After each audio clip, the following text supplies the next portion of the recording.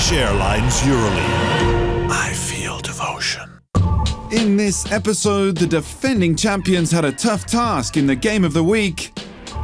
We travelled to Germany for the first ever local derby in Euroleague basketball. There was another milestone in the wonderful career of Juan Carlos Navarro. Last but not least, the bwin MVPs and the top 3 plays of the week.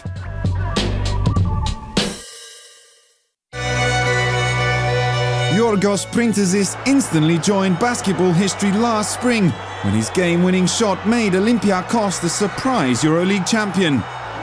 You don't have time to think if you miss or if you score, what's going to happen, or if you're going to miss, what they're going to say or everything. It's from the moments that, okay, I was the right moment, the right place, I just took a shot and I make it. Almost as soon as the shot fell, however, Printezis refused to take sole credit for it. I had the responsibility to do it, I did it, and like what I say many times is whoever was in my position from my team, I believe that he's gonna score, and I say this, I believe this, I don't say just to say. After a 19-point comeback in 12 minutes, Printezis knew that his was merely the last of many decisive plays for Olympiacos. It was just a shot. I don't like to focus on it too much because I think this is not something nice, not only for me, for all the team that they make all this effort. Humility aside, Printezis is now linked forever to names like Sasa Djordjevic and Derek Sharp as the authors of the biggest shots in Euroleague history. This is basketball. That's why everybody loves basketball and makes you feel like this. Among the Olympiacos Piraeus players, Giorgi Shermadini made his return to Tel Aviv for the first time as an opponent after his brief stint with Maccabi Electra at the beginning of the season. These 4 months, it was like, for myself, it was, I learned a lot because, everybody knows David Blatt is like, he's a good coach. Now I'm here and I have to play against Maccabi, and I wish everything it will be okay and we do what we have to do.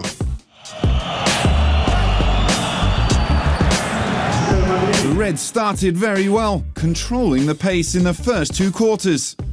Maccabi Electra failed to find any solutions to Olympiacos' power in the first half. Vasilis Spanoulis and his teammates dominated to finish up by 11 at half-time. Then the hosts responded. The Yellows played their best basketball to overcome the gap.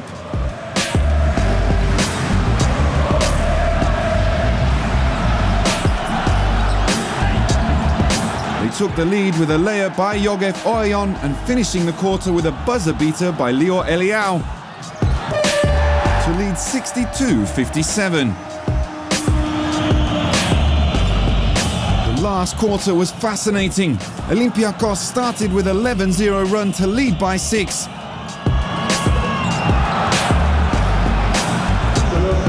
And Maccabi Electra responded with a 12-0 run to regain control. In the final minutes, the defending champions found the man who had the solution to this brain teaser. Vasilis Spanoulis scored to put his side ahead 78-77 with 51 seconds to go, and the home team was unable to beat the clock to reverse the scoreline again. It was a huge win in the battle for the playoffs.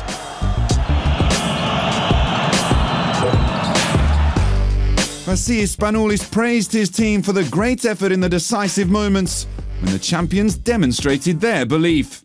We were there, we were tough. We make some big stops and some big buckets and we take the game. Spanoulis finished the game with 24 points and 4 assists, only 1 turnover in 34 minutes, earning our Player of the Game award. I try to be aggressive, try to find my teammates, to have good spacing. This was our problem in last games. It's not team in all the world, not in Europe, that they can play good 9 months.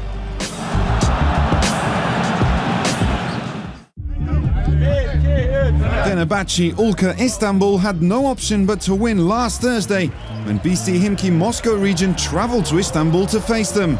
With no wins in 4 games, the Turkish squad had to pull out all the stops to get their first top 16 win.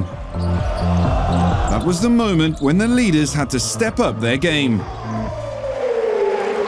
From the moment he joined the Euroleague, Bo Michaileb's incredible speed has excited fans everywhere. I'm short, and my speed makes up for, the length when I have to play against a taller player or whatever. Maybe I was struggling on defense, but he has to guard me. I can use my speed, so I think it's a strength. In his first 3 seasons, Michaileb was chosen for the All-Euroleague second team twice, while scoring more points than all but 2 other players. But where racing wants to find him, now managing his speed makes Michaileb even better. I was always fast when I've been playing basketball, but, since I've been in Europe, I learned how to, pick my spots and know when and when not to use it. Like being around a lot of good players, they taught me like you can't be at one pace the whole time. You have to pick times when you want to go fast and then go slow and then, go fast like that. So I think that's been a big help. But if Bo has learned when to slow it down, he's still always ready at any moment with another burst of speed. There come times where you have to, turn it on to help your team. Maybe your team needs a steal, maybe need an extra rebound, maybe need some points. But you're the point guard and you have to do that. As expected, it was a hard-fought game. The Russian side tried to take control in the second quarter with a 15-2 run and put the locals in trouble. This time, Fenerbahce Ulka found a way to react. In the third quarter, David Anderson and Bojan Bogdanovic carried their teammates to a 17-6 run to take a 4-point lead. Bo Michaileb helped his team without holding anything back, scoring 16 points with 5 rebounds and 4 assists. The match went right down to the wire. Fenerbahce Ulka won 85-82, led by another outstanding performance by Bogdanovic. The Croatian forward scored 26 points and is now averaging 21.4 in the top 16, which means more than double his regular season average, shooting 7 for 14 from the field, adding a perfect walk from the free throw line, 10 for 10. With 4 rebounds, 2 steals and 2 assists, he earned a performance index rating of 27, becoming one of the 2 bwin MVP of the week. His partner sharing the award is Unicaja Malaga point guard Marcus Williams. The main factor is the most surprising result of the week, probably one of the most astonishing of the whole season. Malaga won in Moscow against CSKA 94-81, thanks to a crucial, unbelievable run of 17-1 straddling the third and fourth quarters.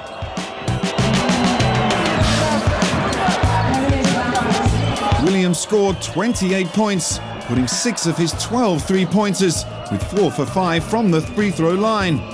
4 assists and 4 fouls drawn, added to the 3 rebounds to complete his terrific statistic, crowning what was an unforgettable night for him and his team.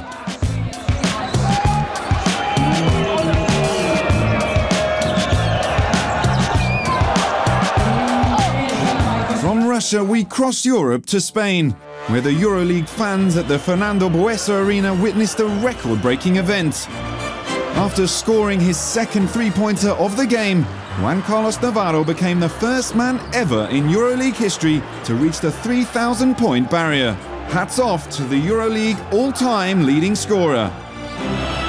However, the hero of the night was one of his teammates, Pete Michael, who scored 23 points thanks to an almost unbelievable 10 for 11 on 2-pointers. He led his side to victory 90-79, ending a 7-game winning streak for Caja Laboral.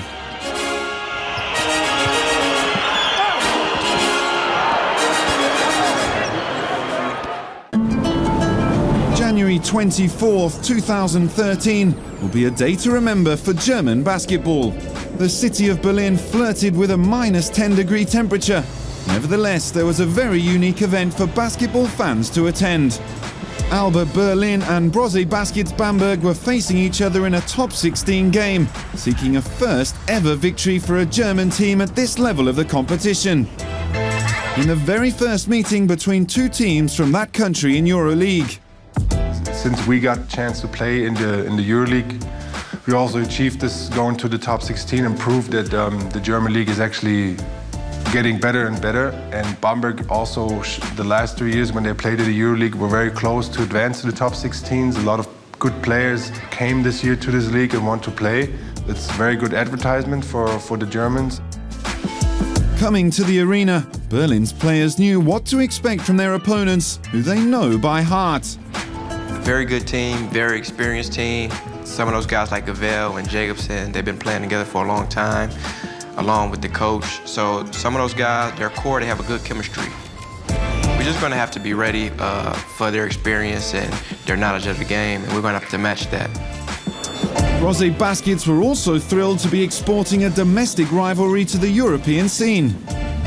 I think it's special. Like, we can see it in a lot of Spanish teams when they meet each other in Euroleague. It's always a special game. So I think also for the fans and for the clubs, it's always like a kind of like a rivalry in a domestic league. So we're looking forward to it and want to get the win in Berlin. Anton Gavel knew that his opponents were very focused coming into the game, and it was understandable looking at their faces starting the warm-up.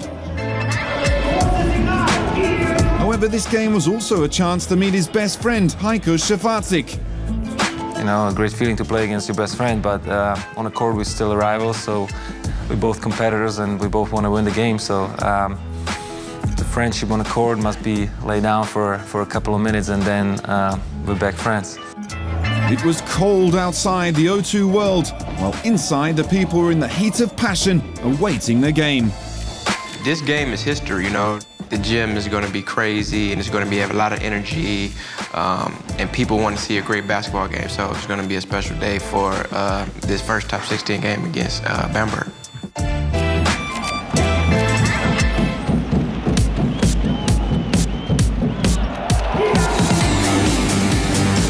The home team showed their will to demonstrate what they are made of, starting the game very well to gain an early double-digit lead.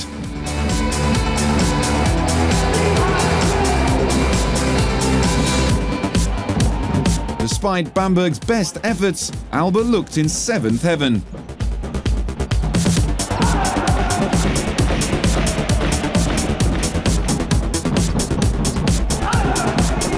The German champions Brose Baskets responded, finding the right men to cool Alba down. Coach Fleming has done a wonderful job of putting together a group of guys that like to play with each other, that put the team first.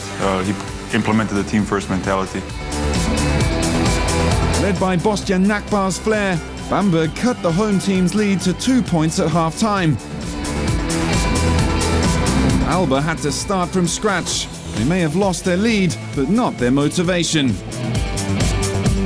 the past couple of months, we worked very hard, we practiced a lot, we watched a lot of video. We all believe that hard work in the end pays off. At this moment, we're 0-4 in the top 16. So I think we're still waiting for it to pay off. The reward for Alba came from the precious hands of the talented Nihat Djerovic.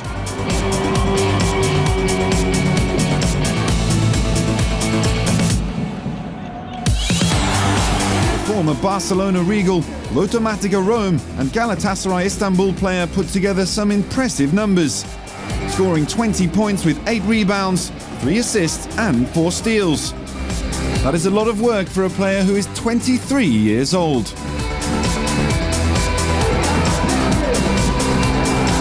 Alba took the win 82-63, savouring the joy and enthusiasm pouring out from the crowd. This was a historical game, historical moment for German basketball, and to win this game was really important for us. I think all the teams show that we are great, that we play great defense, and after that we have a lot of talent in offense like we showed. Everybody was delighted in Alba's locker room. It is always good to mark your territory against your bitter rival. never got down in any kind of way. We always, they gave us a punch and we came back with two to their face. So I think that's what made the difference today. However, that was not an arrival point. This game was only a stepping stone for the German basketball growth. As Euroleague basketball fans, you are used to seeing Real Madrid's own Sergio Llull regularly in our top 10 plays of the week. The Spanish guard reflects the fascinating style of his team, among the most spectacular in the world of basketball, thanks to their athleticism, their ball handling skills and their vision. At 25, Sergio has become one of the main factors in Real Madrid's success since he joined the team in 2007. With all the experience he has accumulated in 6 seasons with the Spanish powerhouse, coach Pablo Lasso isn't afraid of leaving him the keys of the building. As a point guard, I control the pace of the game. You cannot always run like crazy from one basket to another, but you need to know when to put the brakes on at a given time and always know what is best for the team. You have to give the ball to the player who's playing the best at that time, or to a teammate who you think is in an advantage against an opponent. The word running has a double meaning when you look at Real Madrid and Llull's play. They want to run the floor every time they can, claiming easy points in a fast break. They also have to adapt to their opponent's defense and execute in half court. That means it concerns all the point guards. It is sometimes difficult because you have to make a decision in a very short time. And if you don't make the right one, then it may not come off. However, you should always try and find the best option in a fairly short time at any given time in the game. Real Madrid's season has been successful so far. Winners of the regular season Group A and undefeated in 4 top 16 games. The club have raised the bar very high this season, which does not intimidate our friend Sergio. The objectives are always the same for Real Madrid. It's always to reach the Final Four and win it. This week, Llull and Real Madrid were back in Athens to meet Panathinaikos for the 3rd time this season. A great checkup for 2 great, ambitious teams. The Greens started strongly, taking a 33-20 advantage with James Gist. Llull with a triple cut the gap by almost half. Michael Bramos scored the last Panathinaikos points with 6 minutes left. Then it was all Real Madrid. The visitors answered with a 12-0 run with Dante Draper scoring the last basket. Real won 58-54, leaving them undefeated along with Siena.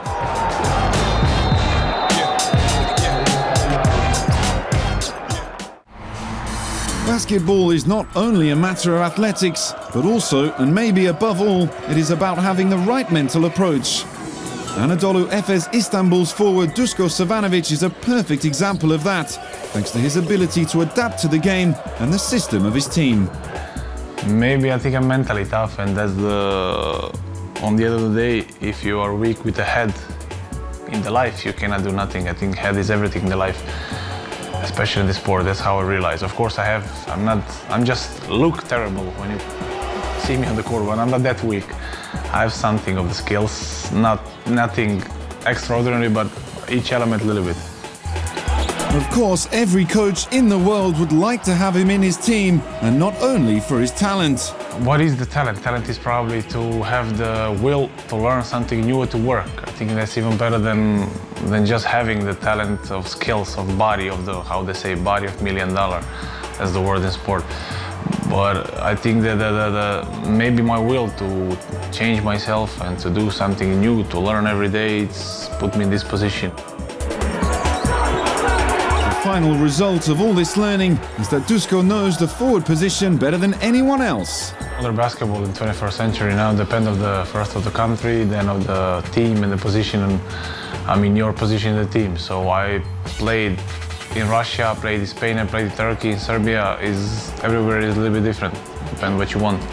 So the main reason how's it going, how's it developing, how's the position for changing during the years is also the effect of that, where you play, how you play. After playing in so many countries, Duško can now call on all the different facets of his game to help out his team. Like Russia, Turkey, a little bit slower basketball, and game demand of you different things. Or is it Spain, where is the fastest basketball? So you need to have a lot of different things to make me improve a lot, so I can adapt, I can change, depending on the needs of each game. On the other hand, Duško comes from Serbia, where young players are accustomed to learning a complete type of basketball. I started as a kid playing all positions, so they teach me to play even as a point guard. I started as a point guard, so I was going 2, 3, 4, so I can play pretty much everything. But as I say, I was trying to each country, each league to develop something new, to bring something new on the court and to adapt. A versatility that has taken him to his third consecutive year in the Turkish Airlines Euroleague, following his debut with Power Electronics Valencia in 2010-11. Nobody will forget one of the most unbelievable buzzer beaters of recent history.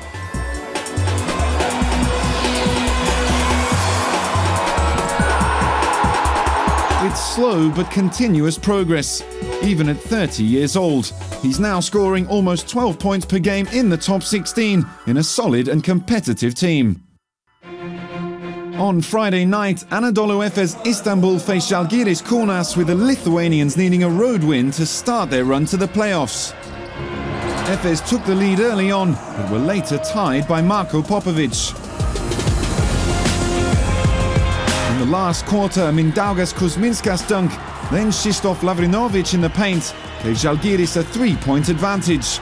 Extended to 6 after 3 free throws, and then Savanovic took over.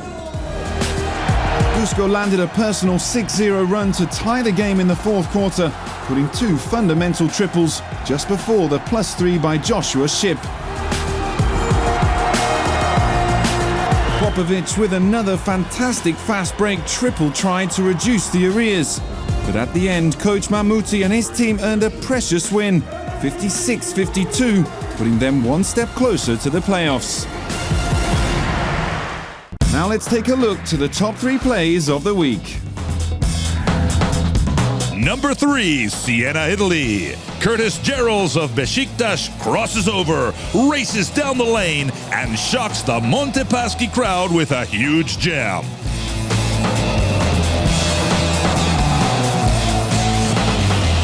Number 2, Tel Aviv, Israel. Maccabi Electra on the break. Devin Smith will not be denied. He skies for the slam to raise a sellout crowd at Nokia Arena out of their seats.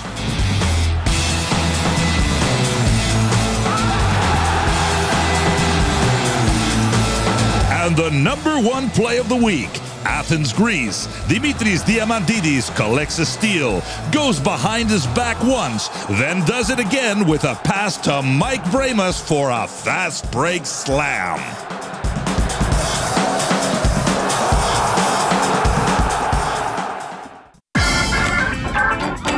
When it comes to big Euroleague clashes, Real Madrid against CSKA Moscow is hard to beat. The next Turkish Airlines Euroleague game of the week comes from the Palacio de los Deportes in a huge top 16 meeting. The most successful teams in the early days of European basketball, they have remained powerhouses right up to the present day. Real Madrid's CSKA Moscow finals were a common event back in the early 1960s, starting with the 1963 title decider, in which the Muscovites claimed a second championship.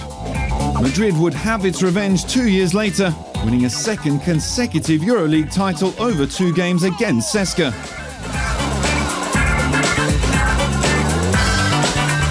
Since the turn of the millennium, Los Blancos and the Red Army have faced each other 10 times, and they haven't been happy encounters for Madrid. The Spanish side won the first game this century between the two teams, 77-92 in Moscow during the regular season, but then lost 8 in a row against the Russian club. They ended the drought in the most recent meeting in 2008, with Russian President Vladimir Putin courtside. But the paths have crossed in the top 16 only once this century, in a 2005 game that also required overtime. CSKA won off a clutch Theo Papaloukas layup called for goaltending. In the return match, CSKA booked their place in the quarter-finals and sent Madrid out of the competition. Papaloukas is back for CSKA after coming back to the roster a month ago, lining up for former Madrid coach Ettore Messina in the boss's return to the Spanish capital. He will be sharing a court with some of the stars of the Euroleague. Rudy Fernandez, Sergio Yul, Nikola Mirotic and JC Carroll for Real Madrid. Sonny Weems, Milos Teodosic, Nenad Krstic and Viktor Kriapa for CSKA Moscow. All these players and more in a contest 4 seasons in the making. Real Madrid against CSKA Moscow in the game of the week.